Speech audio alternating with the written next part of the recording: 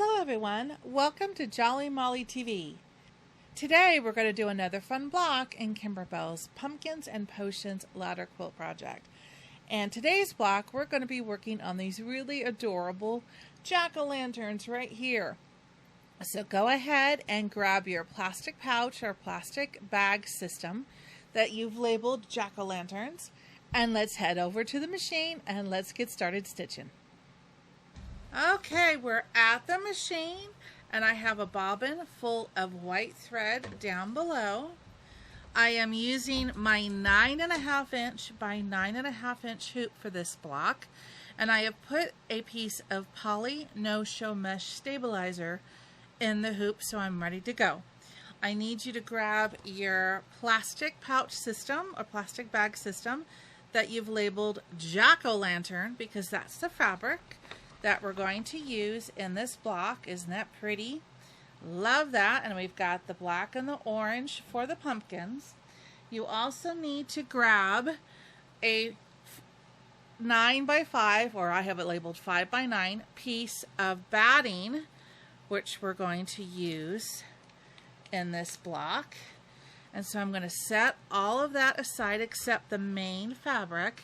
And now I need you to choose a color of thread that's going to blend or match with your background fabric. Now I'm using fabrics from my stash, so this is going to be different from the kit if you have the kit. Just pull a thread that's going to match this background fabric, because we're going to be stitching out the placement line for the batting.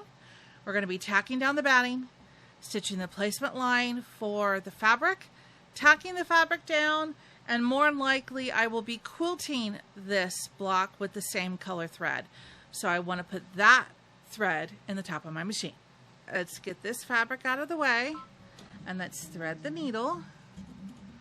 Alright, we don't have any loops, that's good. If you do have a loop, make sure you get rid of it, because it can wrap itself around your foot and break your needle or worse. Okay? So now let's go to the screen cam and load the design. Okay, so let's click on Embroidery. I keep all of my files on a flash drive. Oh, and I have a Baby Lock Destiny, which is identical to the Brother Dream Machine. If you have something similar, you can follow along with these steps. I want to go to the Pumpkins and Potions folder. I am looking for quilting designs first, which is right up here. And then I'm going to be looking for Halloween number 9. Let's go here. And I'm looking for the 4 by 8 design, which is right here. Click on that.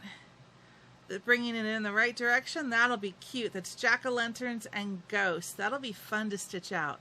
And a 31 on that side. So let's click Set. Alright, now I'm going to add a design on top of this. If your machine can't add, don't worry about it. Go ahead and stitch this design out, clear the memory on your machine, and add the main embroidered design and then stitch that out. Okay, so let's go to Add. I'm going to go to the flash drive, go back to Pumpkins and Potions, and I am looking for the jack-o'-lantern block. Let's go down. I think I missed it. Let's go back up. I did. It's right here. Alright, so I'm going to click on the jack-o'-lantern. That's going to be fun. And click Set. It brings it in automatically centered. You don't have to do anything with this block. All I got to do is click Embroidery. Let's go back to the hoop cam. Okay, and we are ready to start stitching. So white thread for me is up on top. I'm going to put the foot down and let's stitch out the placement line for the batting.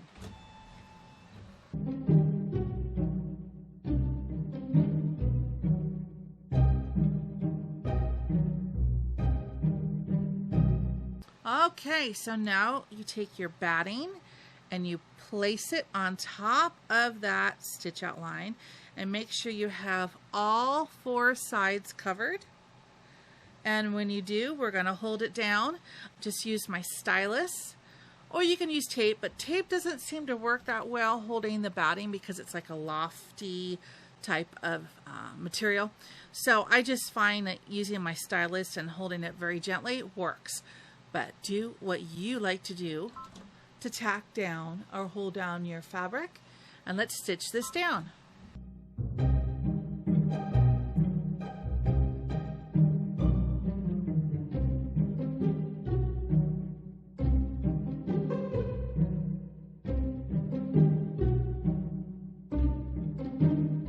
Okay, so now I want you to take the hoop off the machine, and I want you to take this over to the table, and I want you to trim away all of the excess batting from around all four sides outside that stitch line. And I'll meet you right back here. All right, that's trimmed up nicely. So now I want you to grab your main background fabric. I have fused the back of it, a little lint there, but that's okay. I have fused the back of it with a fusible to help support the cotton, just like I discussed in the first video. That's important to support this cotton as it stitches. All right, so then I want to put my fabric right side up. If you have a directional fabric, make sure that you have the top to the left, the bottom to the right, because this design is going to stitch like this, with this side being the top. Mine isn't directional, it's just like solid with glitter, so I'm good. But make sure you've got yours in the right direction if you have directional fabric. Feel for the edges of the batting.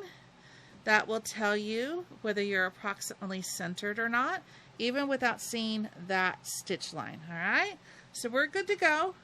I'm going to hold it down with my stylus. White thread is still on the top of my machine. And let's tack down the fabric.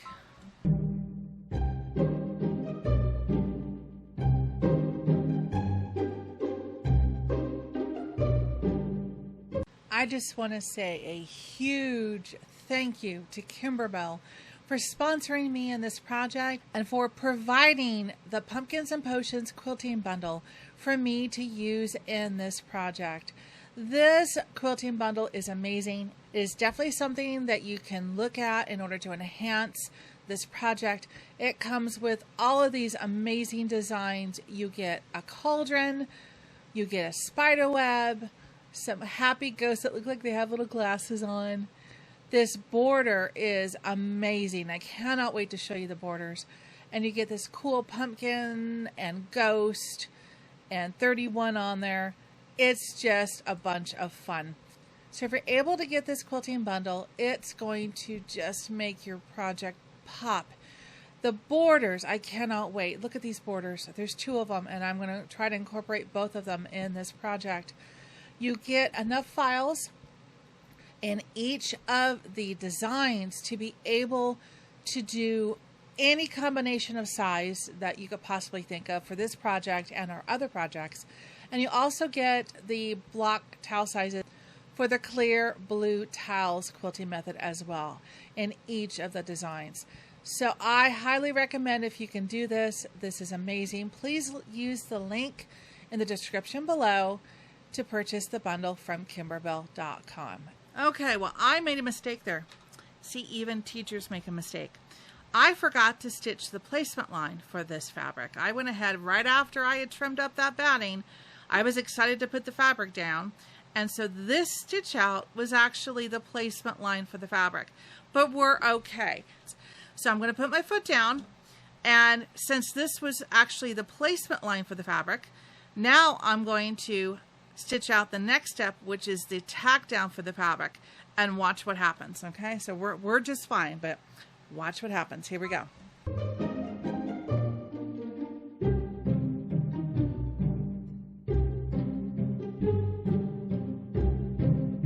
So see that? It actually stitched right on top of that first stitch out. So I knew that even though I had made that mistake, I was going to be okay, because the tack down of the fabric is the same exact stitch line as the placement line. So yes, I made a mistake. So if you're watching this on the video and you make the same mistake, don't worry. The thing is, they provide two stitches, one for the placement and one for the tack down, and it's the same. And this stitch line is going to end up being in your seam allowance anyway. So this will not show on the block at all. We'll use it to trim up the block, but it will not show up in the finished block. So even though you make a mistake, there's still no worries. So now we can jump right to the next stitch, which is the quilting. And I want to do the quilting in the same white thread because I want it to blend in. I want the pumpkins and the scroll work and the leaves and things to be the accent. I want the quilting to blend into the background. So this is a 5-minute stitch out. Pick the color thread that you want your quilting to be in. Put it in the top of your machine. And let's stitch this out. Here we go.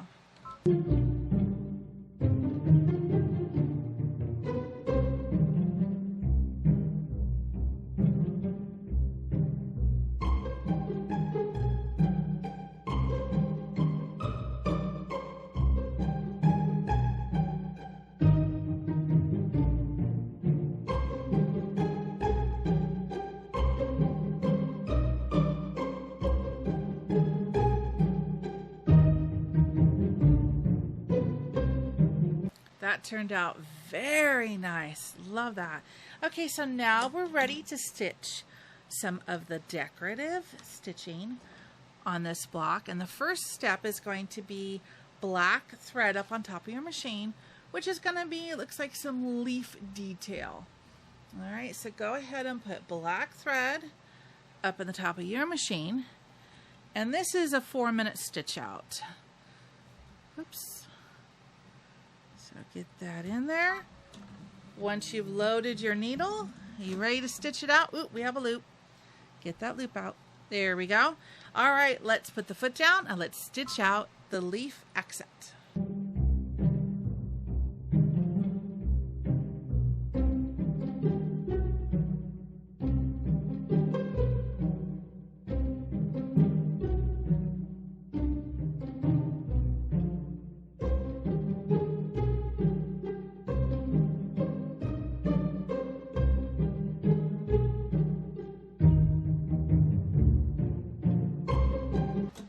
All right, that's starting to come together. So I'm going to take the black thread out of my machine, and now I want to put an orange thread in my machine. And I need an orange thread that's going to either blend or coordinate with, not the black thread I'm taking out, the orange fabric that we're going to be using in a few minutes. So I want an orange thread that look good with that, and I think that one looks nice. So go ahead and put an orange thread of your choice up above. And this is a 10-minute stitch out in real life. So we'll sit back, relax, and enjoy in fast forward motion the stitch out. Here we go.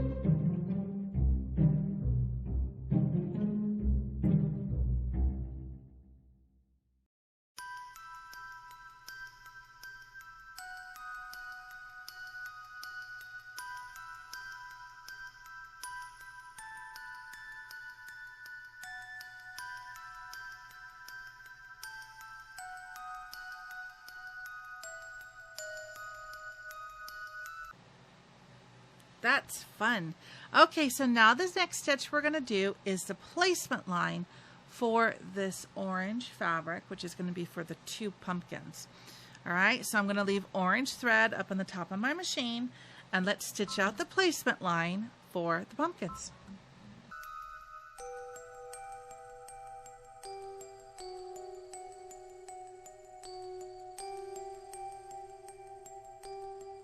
Okay, so now we want to put down the orange fabric right side up and cover that placement line. Make sure you've got all sides covered. There we go. And when you do, we can just hold it down with our stylus, or you can put a piece of tape on it if you like, the embroidery tape. I just am kind of brave. I just kind of hold it down with my stylus, and I keep my fingers away from the moving needle. All right, so let's put the foot down, leave orange thread up on top, and let's tack down this fabric.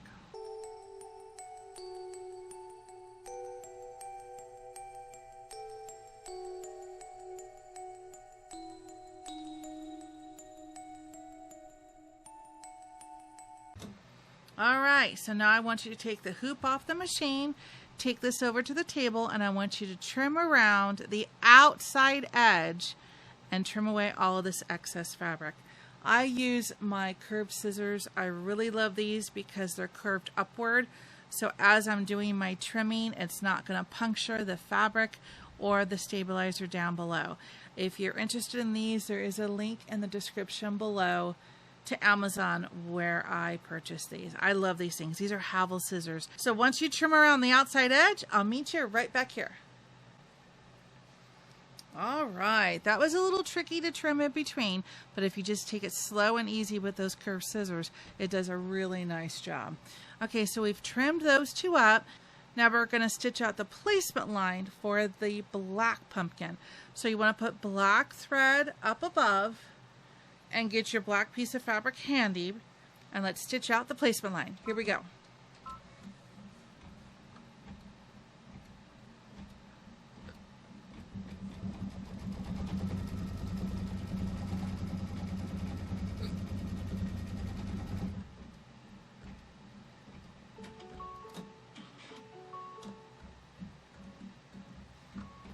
Okay, so now take your black fabric right side up, which is kind of hard to tell with a solid, so just pick the side that you like the most if you have a solid for this fabric, and just place it down. Make sure you've got all of that placement line covered, and now we're going to tack it down. So put the foot down, keep your fingers away from the moving needle, and let's tack down this fabric.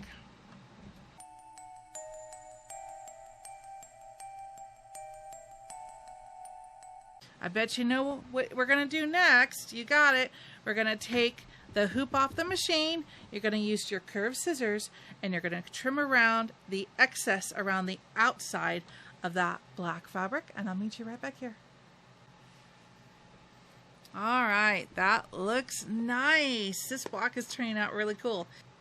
Okay, what I'd like you to do now, even though they don't mention it in the instructions, is I'd like you to swap out the bobbin below and put in a bobbin with black thread in it.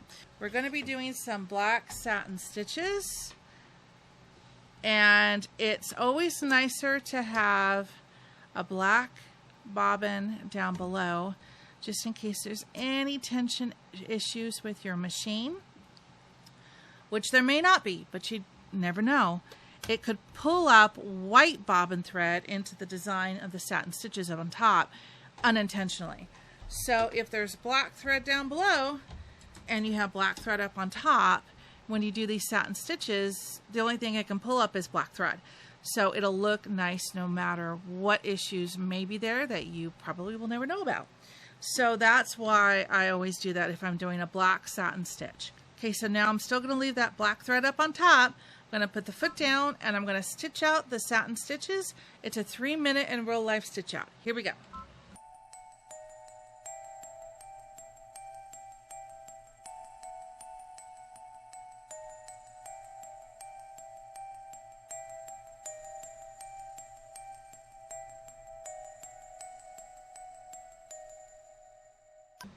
Very nice.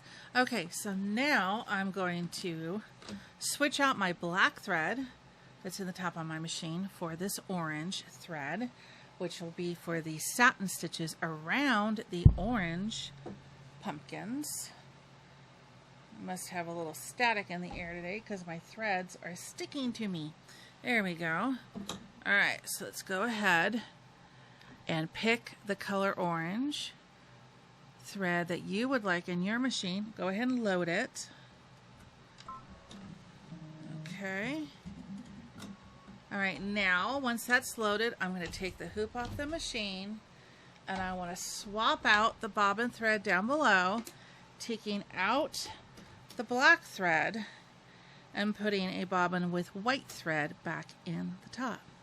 Because now that we're doing other colors, we can go back to using the white bobbin thread. Okay, very gently put the hoop back on the machine and put the foot down, and now we're going to stitch out the satin stitches. This is an 8-minute in real life stitch out. Enjoy!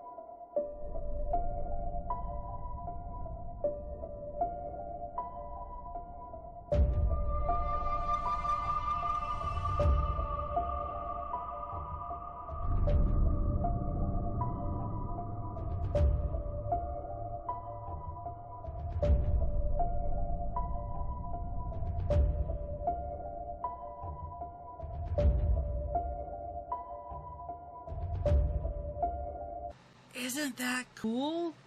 All right, we're almost done. We have 2 stitches left to do, and we're looking at just the 2 faces.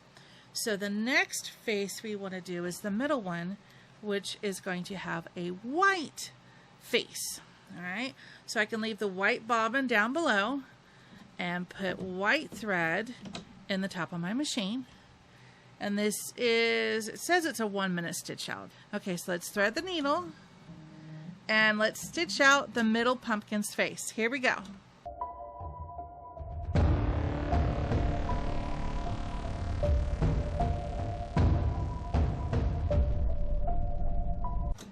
Very cool. All right, we have 1 left. 1 stitch out left, so I'm going to take the white thread out of my machine. I am going to put black thread back on the top. All right, and now that it's threaded, I want to gently take the hoop off the machine, set it aside. I want to swap out the bobbin down below, taking out the white and putting the black bobbin back in, just to get a little bit of cushion, because I want a nice, happy, smiling pumpkin with black thread all the way around. No white showing. All right, so we're good. Foot down, and let's enjoy this last stitch out. It's a 2-minute in real life stitch out. Here we go. You got this.